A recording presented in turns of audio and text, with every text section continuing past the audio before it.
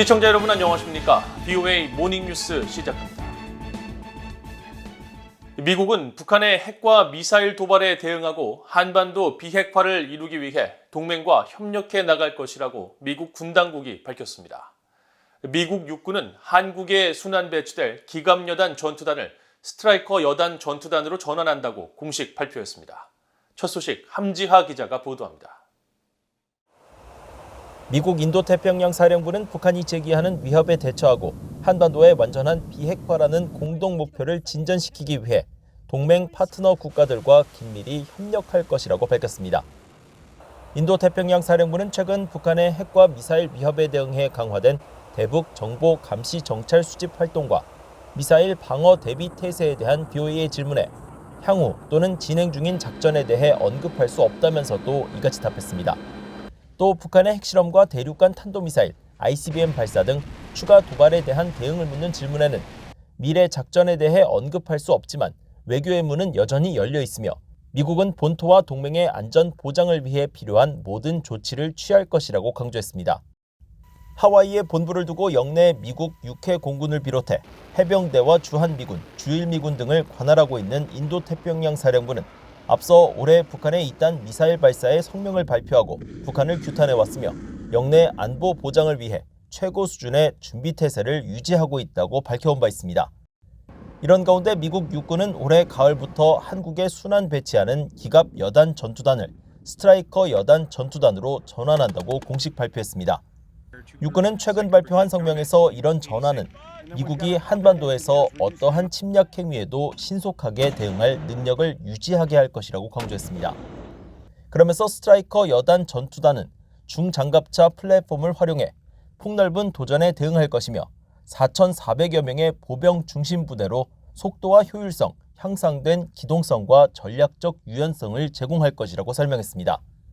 앞서 미국 하원 군사위원회 준비태세 소위원회는 지난달 9일 의결한 내년 회계연도 국방수권 법안 초안에서 미국 육군의 이 같은 전환 계획에 대해 한반도에서 전면전 발발 시 어떤 이점이 있는지 내년 2월 15일까지 하원 군사위에 제출할 것을 육군 장관에게 요청했습니다. 그러면서 한반도보다 병력의 준비태세와 신속 전개 능력이 더 중요한 곳은 없다며 주한미군은 동맹국들을 안심시키고 공격자들을 억제하는 노력에 필수 불가결하기 때문에 이런 변화와 관련된 이점과 단점 그리고 위험이 더 잘 이해돼야 할 것이라고 강조했습니다. BOA 뉴스 함지하입니다. 북대서양조약기구 나토가 러시아와 중국의 문제를 정면으로 다루면서 안보 강화를 위한 협력을 강조했습니다.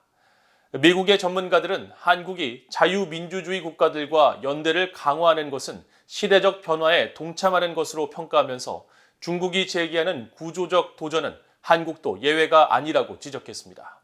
조은정 기자가 취재했습니다.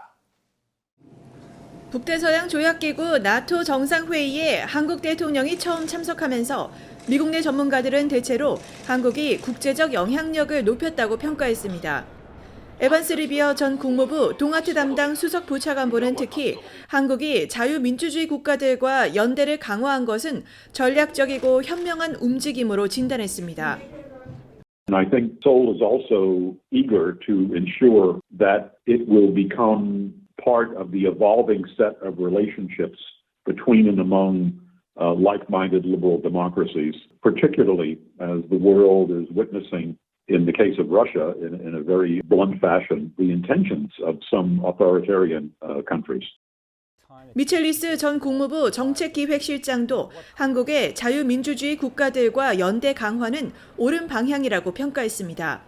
그러면서 한국은 지난 50년 동안 민주주의, 자유, 시장 자유화, 경제적 번영, 문화적 영향력을 보다 강화하는 방향으로 계속 나아갔다면서 새 대통령의 방향은 한국의 연속성이라고 강조했습니다. 윤석열 대통령의 나토 정상회의 참석에 대해 한국 정치권, 특히 야당에서 주장하는 이른바 중국 리스크 확대에 대해서는 반론이 강합니다. 브루킹스 연구소의 앤드루 여 한국 석좌는 한국이 중국과 미국 사이에 균형 외교를 펼쳤을 때도 중국 리스크는 있었다면서 이제는 한국이 문재인 대통령식의 균형 외교를 펼치기 힘든 방향으로 압력과 탄력이 바뀌었다고 밝혔습니다. 랜드연구소의 수김 연구원도 한국이 서방과의 연대 강화에는 결과가 따를 테지만 장기적으로는 전략적 모호성을 고수하는 것이 더 큰 대가를 부를 것이라고 지적했습니다. 중국이 제기하는 구조적 도전은 한국만의 문제가 아니라는 지적도 나옵니다. The reality is everybody knows it's a systemic challenge for those countries that are competing with China, and that includes South Korea. So I think we just have to be rather realistic and clear-eyed about the fact that there's going to be tension with China. 따라서 한국은 보복과 강압을 일삼는 중국과의 관계에서 의존성을 줄여야 한다는 지적도 나옵니다.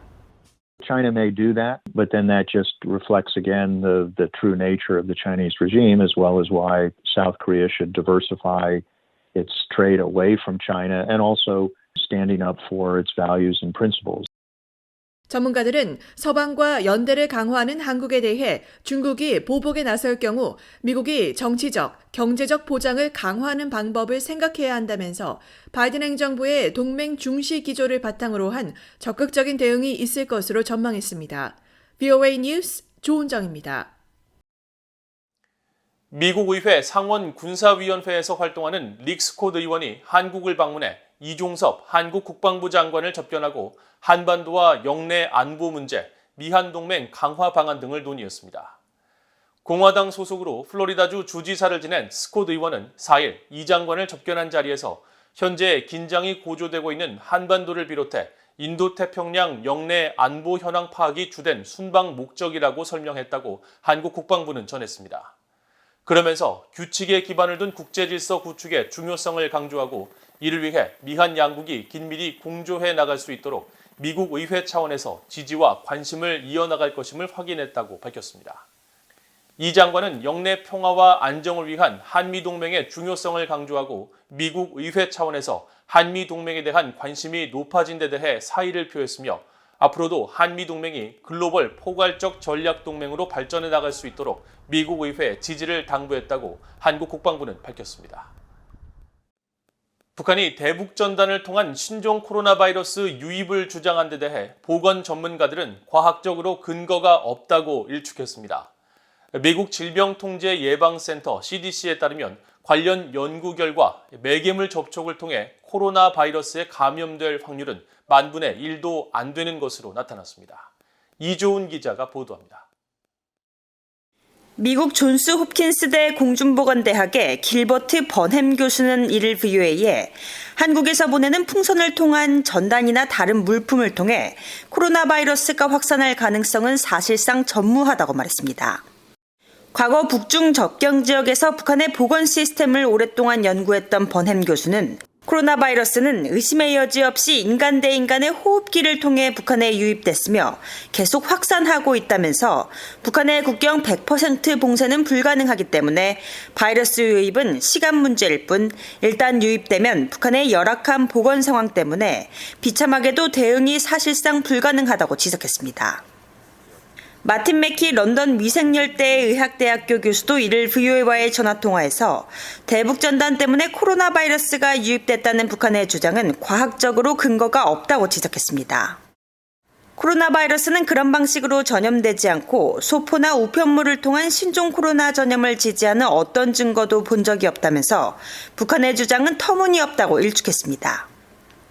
앞서 북한은 지난 1일 조선중앙통신과 노동기간지 노동신문을 통해 신종 코로나 바이러스 유입 경로 조사 결과가 나왔다며 남한과의 접경지인 강원도 금강군에서 신종 코로나가 처음 발생했다고 보도했습니다. 그러면서 증상이 나타났던 주민들이 풍선에 매달려 날아든 색다른 물건과 접촉한 것으로 밝혀졌다면서 한국에서 온 대북전단이 신종 코로나 유입 경로일 수 있다고 주장했습니다. 뉴욕 웨일 코넬 의대의 바이러스학 전문가 존 무어 박사도 VOA에 보낸 이메일 답변에서 북한의 색다른 물건 언급은 완전히 터무니없는 것이라고 일축했습니다. 북한이 인정한 오미크론 신종 코로나 변이 바이러스는 공기를 통해 감염된다고 밝혔던 무어 박사는 오미크론 바이러스는 호흡기 바이러스로 재채기와 숨내쉬기, 기침 등으로 전파된다면서 북한의 주장은 아무 과학적 근거 없는 순전한 정치적 선전에 불과하다고 비판했습니다.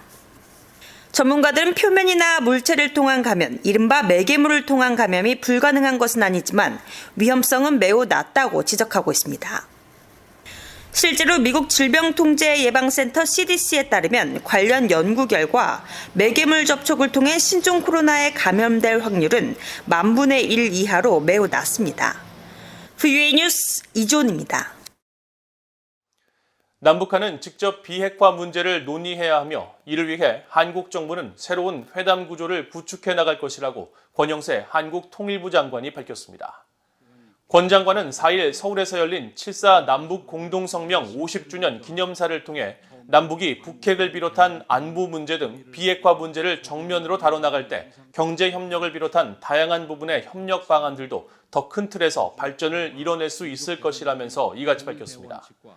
그러면서 이를 위해 한국 정부는 비핵화와 정치, 군사적 신뢰 구축, 경제 등의 협력을 실효적으로 논의할 수 있는 새로운 회담 구조를 구축해 나갈 것이라며 한국 정부는 어떤 주제라도 북한과 논의할 준비가 돼 있으며 북한 당국도 원하는 것이 있다면 언제든 대화에 나와 이야기하면 된다고 강조했습니다. 권 장관은 북한의 핵 개발을 그대로 두고는 근본적인 남북 관계 진전의 길이 없다며 남북 관계에 새로운 생명력을 불어넣기 위해서는 북한 핵 개발 문제를 실질적으로 해결하고 이를 토대로 새로운 선순환 구조를 만들어내야만 한다고 강조했습니다. 2020년 서해상에서 북한군 총격으로 사망한 한국해양수산부 공무원 사건의 진상규명을 추진하고 있는 한국국회 여당이 유엔 등 국제사회를 통해 북한의 범죄 행위 책임을 규명하는 방안을 추진할 것이라고 밝혔습니다.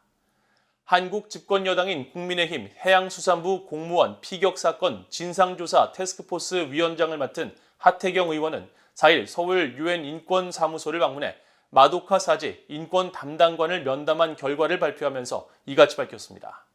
그러면서 신임 유엔 북한인권특별보고관이 취임하는 오는 8월 유엔 측과 관련 논의를 진행할 예정이며 이번 주 중으로 태스크포스의 최종 보고서를 발표해 이를 토대로 유럽연합 EU 대표단과도 면담을 추진할 것이라고 말했습니다.